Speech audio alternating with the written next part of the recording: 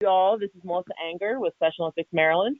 On the call as the moderator tonight. I'm the new staff lead, as everyone should know, for softball this season.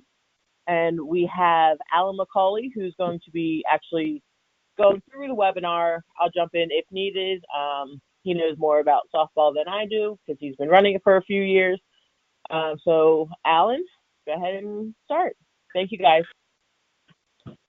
First and foremost, good evening, everybody. Welcome to another year of our coaches webinar. To start off this evening, as always, we have myself as the venue director. Rick will be the assistant venue director. Jim is once again our umpire in chief, and as Melissa said, she will be our staff liaison.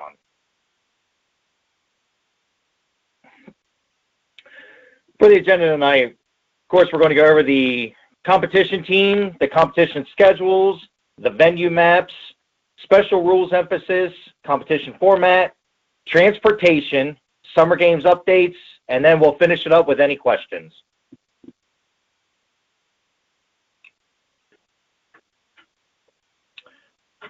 As always, we will be governed by the Amateur Softball Association, or ASA Softball. Anticipated participants are 18 teams and 19 skills athletes. Melissa, do we have confirmation on that yet? A few less teams, I believe, than that, but not too far off. Skills athletes, we have about 40 signed up, but most scratched the day of. So we're going to stick with those numbers. Sounds good. As always, athletes can only participate on one team. Spectators, as always, we have ample viewing. If you're on site, you get to sit in the bleachers. If you're at Cockeysville, we highly recommend bringing your own lawn chairs or something to sit in, as the bleachers that are there, we do not feel are very safe for our families. We will have our rules committee. That will be myself as the competition director, Jim Chin as the umpire-in-chief, Bev Funicelli as the ASA certified umpire, and the coach and athlete will be determined and probably be announced at the Friday night coaches meeting. Event schedules. As everybody knows, we will be participating on Saturday and Sunday, weather pending. The events are going to be skills competition, traditional slow pitch, unified slow pitch, and we're in the process right now of possibly finding out if we might have an open division. Divisions and game schedule will be emailed out no later than Wednesday, June the 6th. The times of competition, as always, on Saturday will be 8 to 5. Normally, we would have our evening game. However, that's going to be changed due to the fact that this year we're going to be putting together the coaches game and the home run derby. On Saturday from 10 to 3 will be the individual skills competition located at Cockeysville Middle School. They will not be on the back field this year. They will be moved to Cockeysville Middle School. Sunday from 8 to 3 o'clock will be the competition. And once again, we will be using the varsity softball field and the Cockeysville Middle School.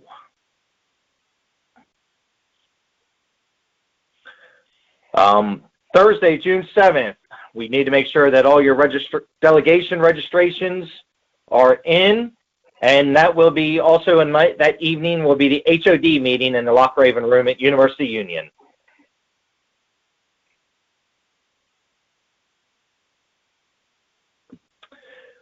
Friday, if anybody wishes to come out, you can come on out, and if you get there early enough, you can enjoy the cheerleading competition at Towson Center.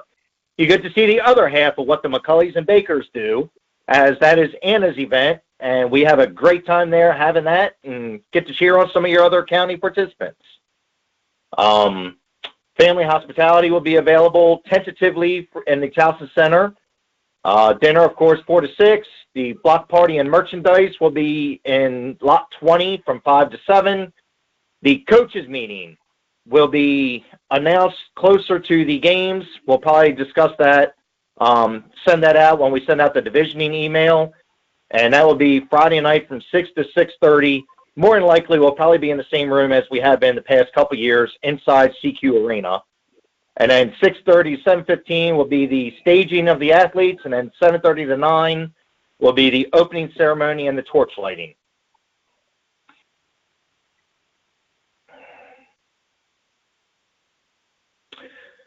Saturday, 6 a.m. to 8:15 will be breakfast. At 7 a.m., the buses will start to Cockeysville. We ask that whichever teams are scheduled to play first, please be on those early buses and try to take advantage of that so we can make sure that we get you out there and on time so we don't have any kind of complications or delays in the start of the games. We will hopefully have some family hospitality stuff out there. We still are not sure yet.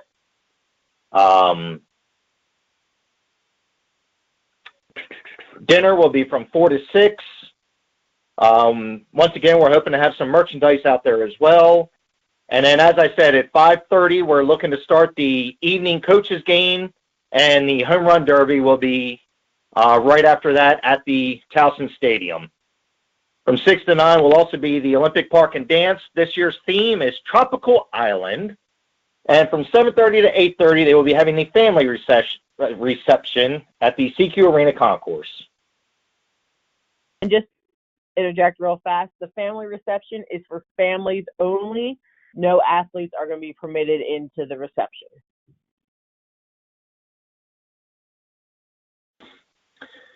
Sunday, once again, breakfast will be 6 to 8:15. The buses, once again, will start at 7. And as we said for the Saturday, please make sure if you're on those first games, please make sure you're on those first buses to get out there so we don't have any delays.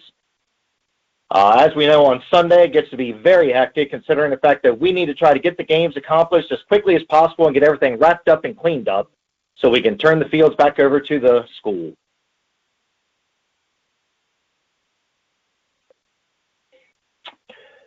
Everybody knows we have the 2 locations. The venue maps haven't really changed much. We're still using the Towson University on-site stadium and Cockeysville Middle School.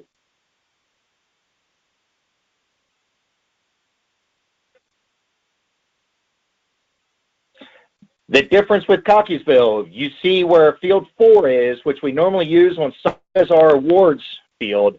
For Saturday, we will be using that for the individual skills competition. We still are unknown if we're going to need Field 3. That will all depend on how the divisioning brackets go.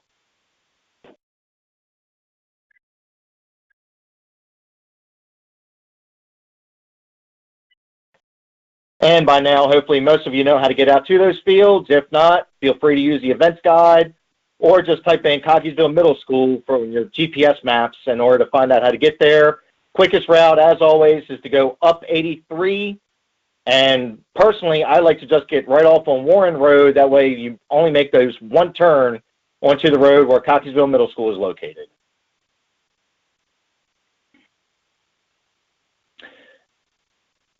Competition format, as always, on Saturday will be a round robin, followed by single elimination on Sunday, or only the round robin in the case of a 2-team division.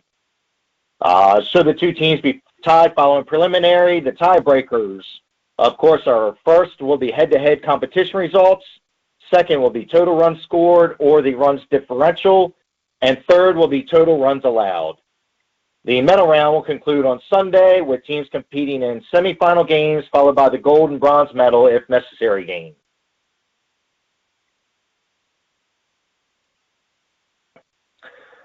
Special rules of emphasis. As always, we have no profanity or abusive language at any time. If the umpires hear this, it is at their discretion, but we have asked them if that they hear this at any time, you will be asked to leave. If it is one of your athletes, they can be ejected from the game. There will be no 5-run maximum inning rule. All batters will start with a 0-0 count and no courtesy foul. The second foul ball will be considered a strikeout. The one change that we're going to have is coaches will be required to submit a lineup card 10 minutes prior to the start of each game. The lineup cards are to be submitted to the scorer's table at the field of which their game is played. Lineup cards must be submitted for every game. To help this out, we are going to give out 5 lineup cards that will have their own carbon copies, so you only have to fill out one, and that will give you the copies to turn in to the opposing team and to the scorer's table so we can get that taken care of. We will be giving every coach 5 of those at the coaches meeting on Friday night to start out with, and please take advantage of those and use those ahead of time so we're not sitting there waiting for the lineups before the games. Teams, of course, must report to the fields 15 minutes prior to their scheduled start time. If they are not at the field and ready to play 10 minutes after the scheduled start, the game will be forfeited. Regulation game will consist of 7 innings. No new inning may be started after 1 hour and 15 minutes following the start time. Time allotments are subject to change due to restrictions. If the time limit is reached in the middle of an inning, we will complete that inning. And if teams are tied, they will continue to play complete innings until a winner is determined.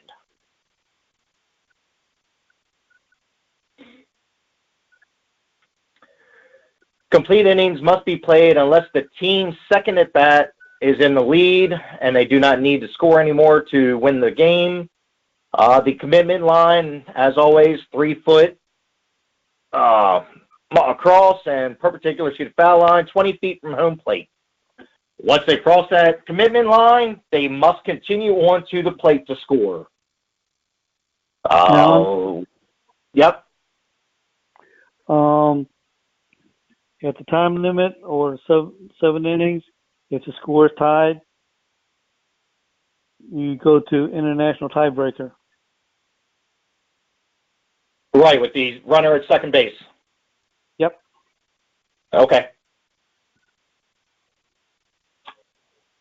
Scoring plate will be used for both unified and traditional competition, and substitutes will be permitted as ASA and softball Olympic or Special Olympic softball allows.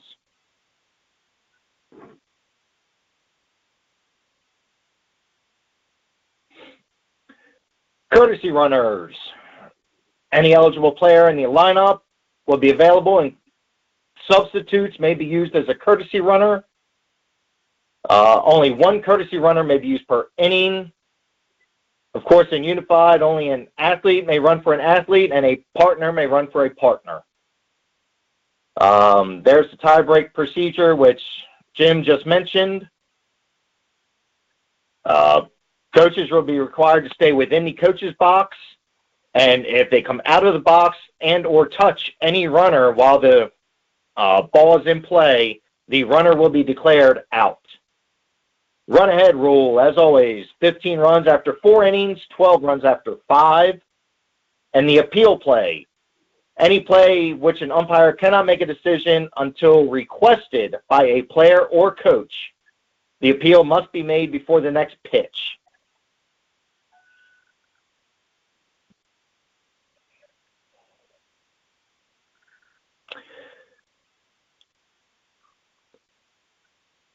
Home run rule. 2 home runs per team per game will be used on the fields where we have the fences, which of course is only at Towson. In the open fields we have at Cockeysville. It basically is an all-you-can-get since there are no marked fences. Principle of meaning and involvement. For unified sports experiences, we ask that they definitely adhere to the unified sports principle of meaningful involvement. If it is not being followed, a warning will be given and an explanation to the head coach that is in violation. Continued failure to properly adhere will lead to forfeiture of the game.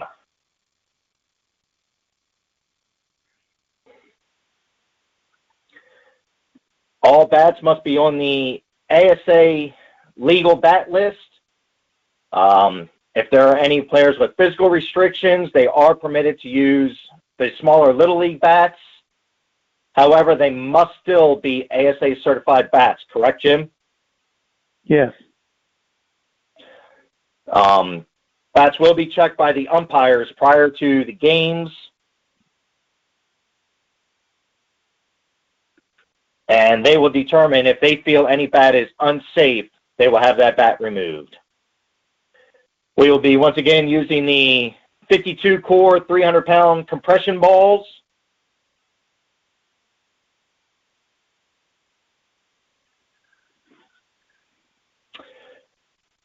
Uniforms, everybody knows they must be alike. All players must have different numbers. No metal cleats are allowed at any time. Exposed jewelry must all be removed with the exception of medical alert bracelets. If they need to have their medical alert bracelet on, we ask that it please be taped down. That way we can try to reduce the chance of any injuries. Catcher, of course, must wear a helmet and mask with throat protector. Chest protector and shin guards are recommended but not required. Exposed jewelry will be deemed by the umpire to be dangerous, must be removed, and may not be worn during the game. And as I said, medical alert braces, if worn, must be taped down.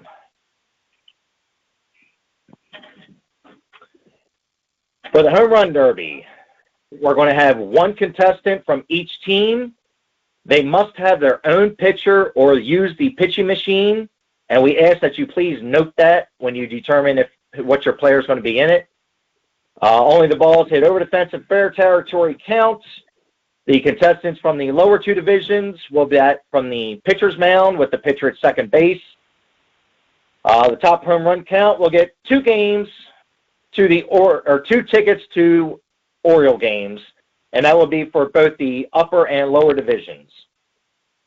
Same as last year, first round will be 7 pitches per player. Top 3 will move on. Final round will be 5 pitches per player. And, of course, if they're tied after those 5, they will get 3 more pitches. Longest ball or home run count will determine the winner. You must have your players registered tomorrow to participate. If you do not have any players registered, there will be no exceptions to add players. We're trying to make sure that we keep this moving and keep it running smoothly, especially since we're trying to add more fun to it by allowing them to this year include their theme music and make it a little more interesting. So please make sure if you have players to participate in the Home Run Derby, have them registered by the end of day tomorrow.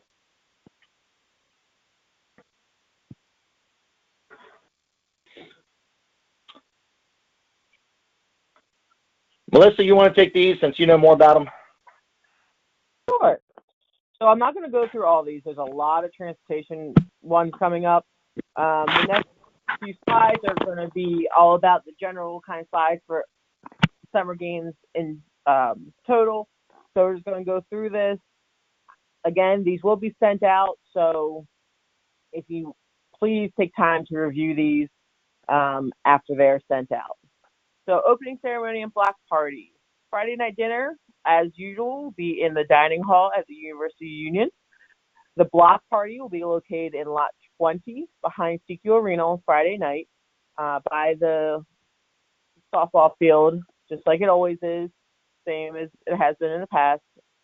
Olympic Park will open up on Saturday morning in lot 21, which is the lot on the other side of the Towson Center. That will be there on Saturday and Sunday. That was something out of the way. Saturday and Sunday we currently have some music by some DJs, street entertainers, sports clinics, art activities, food vendors for sale. That's a very big thing. During the day, we will have food trucks and stuff on campus for purchase. Okay. For the parade, staging for opening ceremonies is going to start at 6:30 in lot 20. Please make sure you get with your HOD. If you don't know who that is, reach out to your area management team, and they will let you know who that person is. But we need to know how many athletes and coaches are going to be participating in the parade, ahead of time. So please get those numbers to the HOD as soon as possible. Inclement weather plan for the block party and the parade will be in the Towson Center by June 1st. As I said, you need to tell your HODs how many members are going to be at opening ceremonies.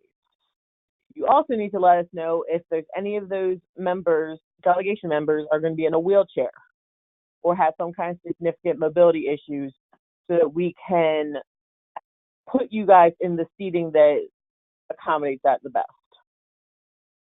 If you have any questions, email your regional sports directors and they'll be able to help you out with that. But please get these numbers to your HODs by June 1st. Transportation. So some few things that you really need to know about transportation. A walking route from Barton to the University Union is open. So that's that bridge that connects the housing, some of the housing with the University Union, and it's that over bridge that goes over Osler Drive. That is open. I think last year there were some issues with it, but it is open and in use this year. University Union Garage is open on all levels. You can access that from Osler Drive and Cross Campus Boulevard. On the weekends, you can park anywhere in there. It's open parking. You don't have to worry about paying for parking on the weekends. The shuttle bus stop for Barton is on the west of the dorms. So west is walking away from Osler, which, if I remember correctly, it's right by the parking garage right there by the dorms. So a little change this year. The bus stop for all site Cockeysville will pick up at the University Union loading dock behind the University Union building. So that's where it has been in the past. A few years ago, if I remember correctly, I know the last 2 years they were doing construction back there, so that wasn't used. We are moving back there. This is between University Union and Burdick Hall, where swimming is, and this will be used for all off-site softball only. So that's the teams and the individual skills are going to pick up their Cockeysville buses from behind the University Union. If a bus is crowded, please wait and be patient.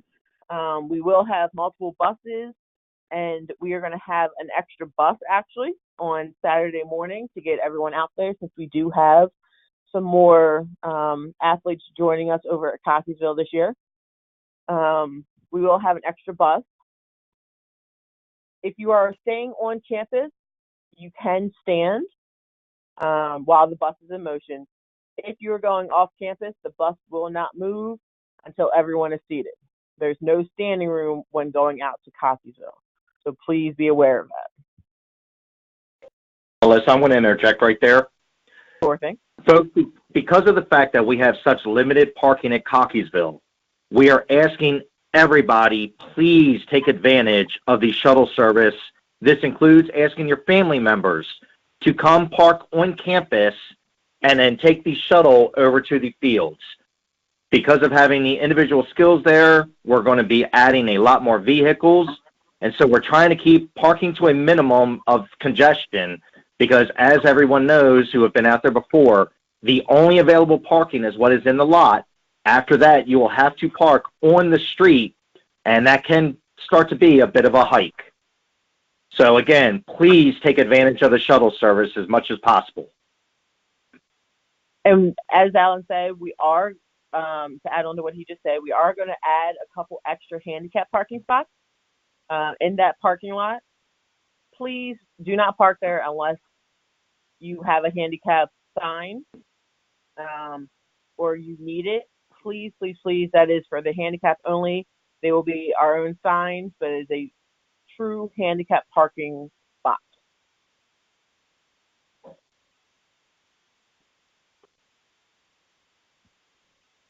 All right, so transportation on Friday. Not going to read through all this. As I said, I'll send these all out. But just kind of overview, there will be a loop running from 8 a.m. to 10 a.m., servicing parking lots 13 and 14. and going to lot 21 for cheerleading. So if you have some athletes that are in cheerleading, or you just want to go and support your delegation's cheerleaders, please park in lot 13 and 14, as lot 21 is going to start to get set up for Olympic Park and is extremely limited parking. There will be a parking attendant there. Please listen to what they have to say. If they tell you can't park there, please do not argue with them and just keep moving. The loop will run from the parking lots 13 and 14 through lot 21 and to the housing facilities later in the day. So if you get there early, then you can hop on the bus and come over to cheerleading from the dorms. You don't have to keep driving back and forth. If you have mobility concerns, those will be addressed at the HOD meeting on June 7th. So please get with your HOD to make sure if you have any mobility concerns, you get with them before this meeting. On Saturday, there will be a shuttle bus starting at 6 a.m. Servicing Barton to the University Union for breakfast. So hop on that bus. If you're over on that side, on the other side of campus, so you can go get some breakfast before heading out to the game. I recommend you bringing all your stuff to breakfast that you will need for the game. The shuttles will be running at a constant loop, but you never know how long that's going to take. Okay, so please be prepared. There will be a shuttle bus from 7 a.m. through the end of competition for softball that goes from Cockeysville to Towson and back. Again, they'll be picked up behind the small lot behind the University Union, and you'll be dropped off there as well. Okay, so please be aware of what bus you are getting on. They will be labeled, but you gotta just double check and make sure you're on the correct bus. Sunday is going to be the same thing, same as Saturday. Get on the bus at the dorms if you're on the opposite side of campus. If you're in the towers, you're right next to the University Union, so you just walk right over there. There's no bus for that. Okay, some transportation notes. If competition is delayed for any reason, there will be a shuttle. We'll extend the shuttle service. So please don't worry that if a game runs late, that there's not going to be a shuttle. There will be shuttles until the very last person leaves Cockeysville. So please do not cram onto a bus if it's not needed. Safety is first. We will make sure there is another bus coming out to pick up anyone else. Okay? So as Alan said, best thing to do, have everyone get on the buses. We will have those extra buses in there for the Cockeysville Loop to get you guys to and from the facility. Okay? For special on-campus needs, if you need paratransportation, then you can call this number.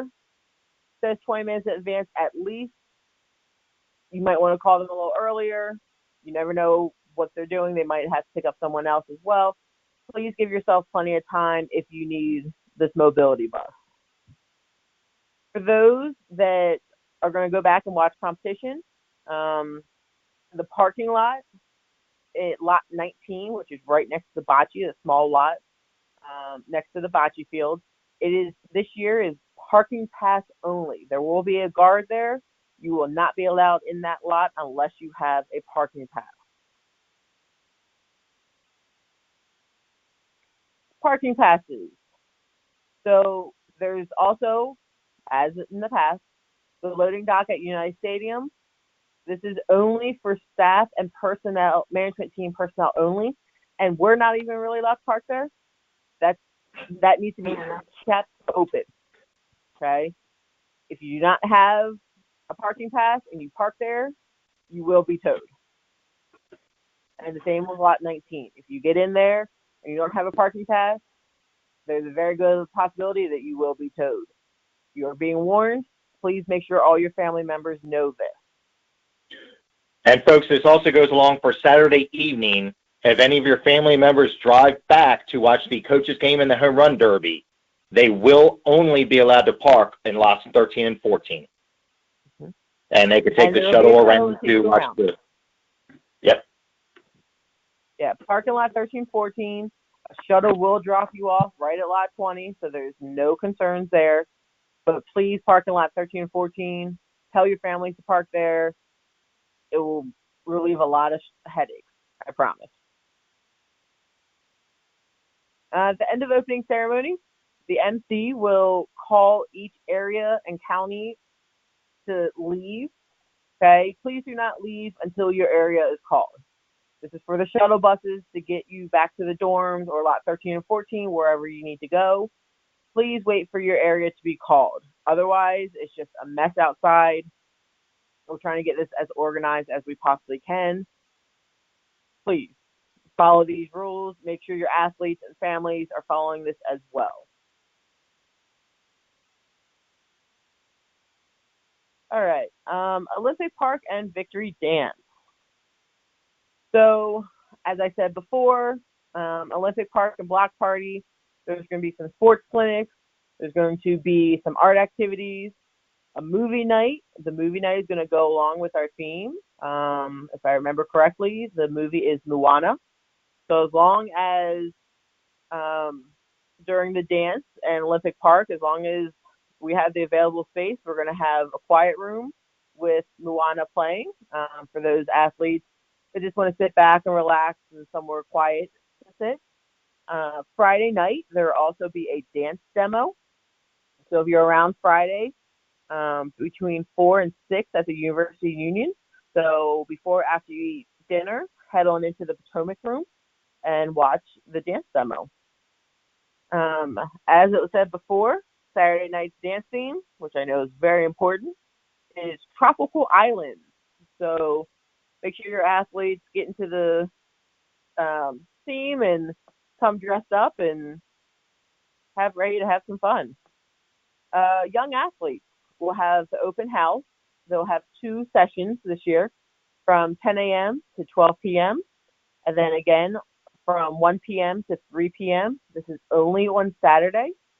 And this is for any child ages 2 to 7 with or without disabilities. We have a question, I'm sorry.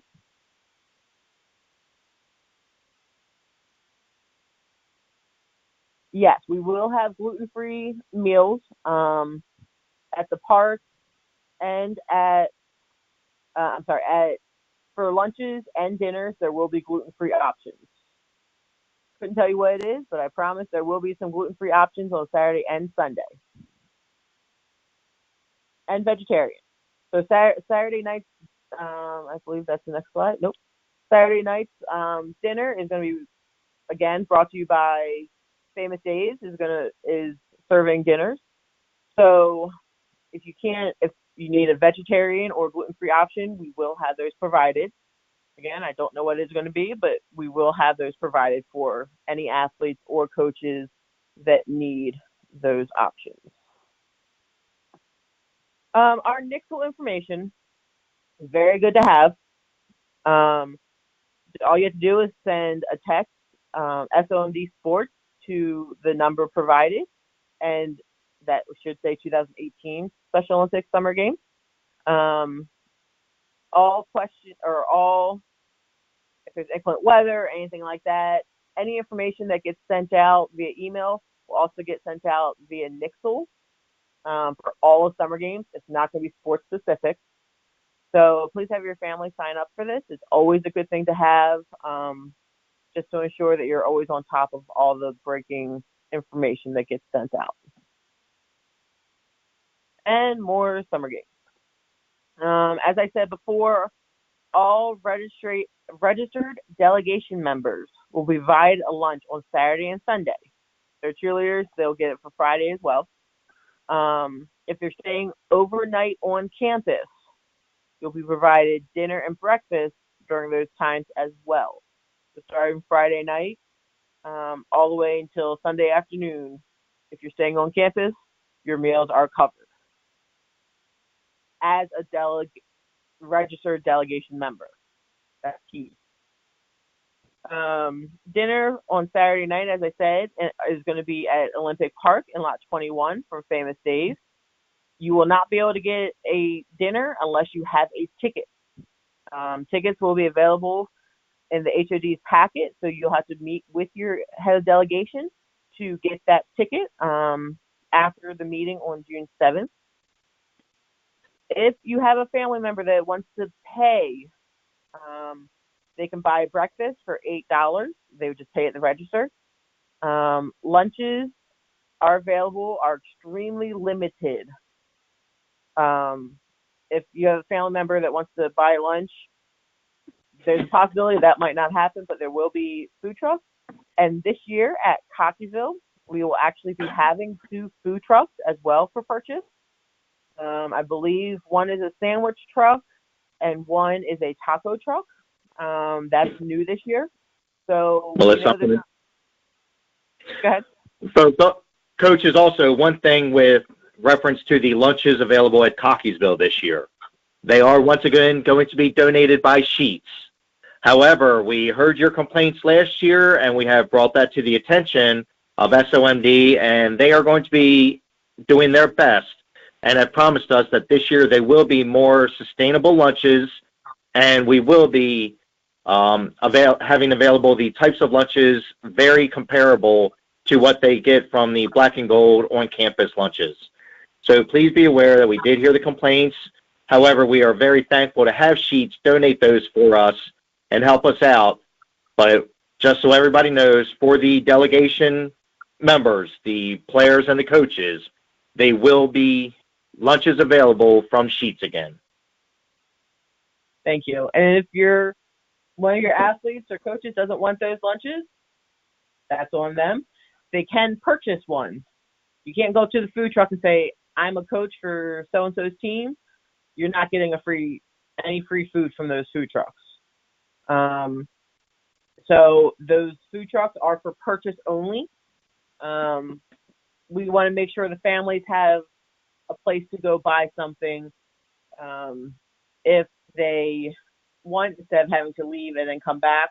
We'll have it right there on Cockeysville's campus. Exact location is to be determined at this moment. We got to find the best place for them. For all those, you guys should all know by now, we have a delegation going out to USA games in Seattle. We will be flying out on June 30th. To compete, we have 10 sports going out, which is awesome. We do have a softball team representing Special Olympics Maryland. One of our Anne Arundel teams, Bob Stroud's team from Anne Arundel, will be going out as part of Team Maryland. So make sure you wish them luck when you see them. If you have any athletes on your team that are going to Seattle with us, please remind the family members that there will be a family briefing on Sunday afternoon at 4:00 in the Potomac Lounge in University Union. Okay, we want to make sure as many of the registered family members of those athletes attending go to this briefing. A lot of critical information is going to be given out at this time. If they can't come, we fully understand. Just reach out to Susan Holland or Debbie Credito, who all the information is coming from for the families, and they'll make sure that all that information that was missed gets relayed back to you. But if you have any athletes going, please remind the families that they're about this briefing so that we can get as many family members as we can there. If you have an athlete that's not going, this slide, you can just ignore it. All right, time for questions. I know we went through that kind of fast. If you have any questions, you can use the hand right now. Okay. Okay, George, you're going to have to use the audio pin that I just sent you because I'm not going to be able to unmute you until you put in the audio pin. Any other questions? And George, you can also type it into the question section, and I can just read it from there if that is useful as well.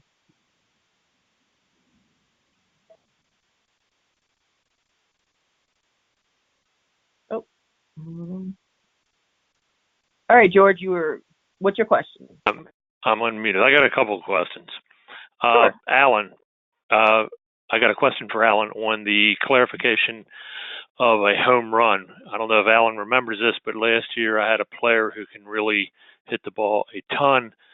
When I believe it's Field 3 at Cockeysville, he put the ball up on the hill, and it was determined, and he put it there in the air, and it was determined because of that it was out of play, and it was a ground rule double.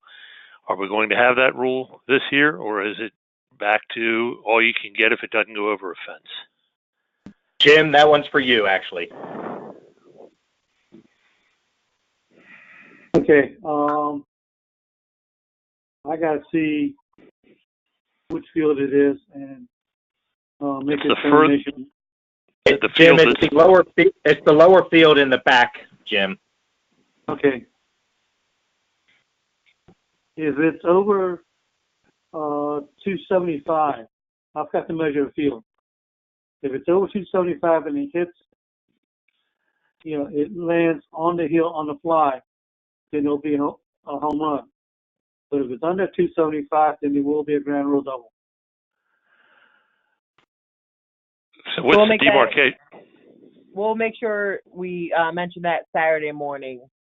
I just want to make sure. I just want to make sure we talk about that either at the coaches meeting, or if we happen to play a game on that field, we talk about it with the umpires before the game starts, because I don't want to have a repeat of what happened last year. We will measure it out on Friday and have that announcement available at the coaches meeting Friday night. Okay. And Melissa, we've been talking about lots 13 and 14. Can you bring up that map again so we can see where 13 and 14 are? Sure. Give me 2 seconds. I can do that. All right. So lot 13 and 14 is, you see where it says Athletics, United Stadium. Yeah. 13 and 14 are the parking lots right there. So it says, right. It's a green bubble, the green square, parking, volunteers and family spectators. That's 13, 14. Okay, so if we happen to... The easiest way to explain it is it's the parking for the Towson Stadium. Okay. So if we've got people staying, if my team is staying in the towers, the buses are still going to be picking up people in front of the towers on Cross Campus Drive like in past years. No, for softball, you're going to go to the University of Union. No, I don't mean for Cockeysville. I mean, when we come out to come up to if we were playing on campus or if we were going to the opening ceremonies. Yes. If you look where Cross Campus Drive is, and you can see where it says Glen Tower C&D, there is a bus stop right there again. Okay. Yeah. And that I wasn't aware I had to register an athlete for the Home Run Derby ahead of time. So are you going to be sending this set out tonight so I can get that website to register them tonight? Yeah, so I'll send out all the slides with the recording as well as in the email. Instead of going through all the slides, I'll put the link to register them. Okay. All right, great. Thank you. Sure. Thank you. Anybody else?